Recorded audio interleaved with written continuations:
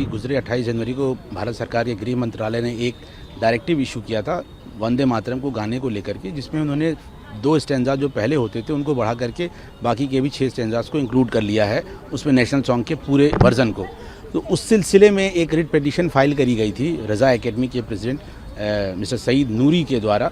उन्होंने इसमें ये बात उठाई थी कि एक तरह से ये उनके राइट्स का वायलेशन है, आर्टिकल 25 का वायलेशन है। इसलिए वायलेशन है क्योंकि इसमें बच्चों को भी स्कूल में जो मास सिंगिंग की जो बात कही गई है उसको भी एक पार्ट बनाया गया है 28 जनवरी के इस डायरेक्टिव में, जो कि बिजॉय मैनुअल का वायलेशन है।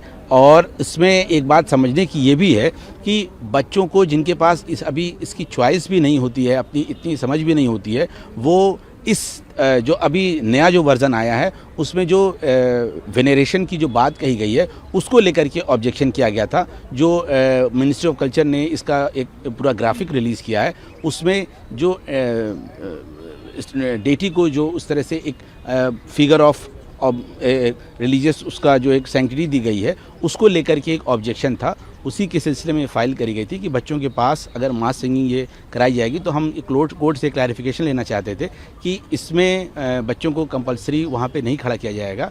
और बिजॉय मैनुअल की जो सुप्रीम कोर्ट का जजमेंट है 1986 का, उसमें ये बात कही भी गई है कि आप किसी को कंपेल नहीं कर सकते हैं, उसके कॉन्शियंस के खिलाफ नहीं कर सकते हैं। तो जो हमारा जो सारा वो मुद्दा था वो मास सिंगिंग को लेकर के था।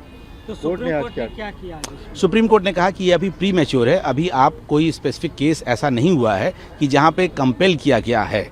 और उसमें उन्होंने कहा कि जब तक कोई इस तरह का केस हमारे सामने नहीं आता है कि जिसमें कोई ऐसी नोटिस आई हो जहाँ पे डायरेक्शन के लिए कहा गया हो pursuant to this 28 January directive, तब तक हम इसको आपके उसको एंटरटेन अभी करना नहीं चाहते हैं, क्योंकि कोई स्पेसिफिक इंस्टेंस नहीं आया है। ये एक जनरल डायरेक्टिव्स हैं, जनरल डायरेक्टिव्स पे हम अभी इंटरफियर नहीं करना चाहते हैं। ये तो पहले ही 1986 का जो जजमेंट है सुप्रीम कोर्ट का, जो कि बाद में बड़ी पीठों ने भी इसको अफर्म किया है, उसमें यह बात निकल के आ सकती है कि इसमें आ चुकी है कि किसी को बाध्य नहीं किया जा सकता, नेशनल एंथम को भी, तो इसको भी बाध्य नहीं किया जा सकता है। मास सिंगिंग में जो वर्ड है वो भी मे का वर्ड इस्तेमाल हुआ है, तो वो मास सिंगिंग भी कंपलसरी नहीं है। बट जो डायरेक्टिव था वो पर से इसलिए वॉलेटिव ऐसा प्रतीत हुआ कि वो है, इसलिए सुप्रीम कोर्ट का दरवाज़ा खटखटाया गया। बट सुप्रीम कोर्ट ने कहा ये अभी प्री मैच्योर है।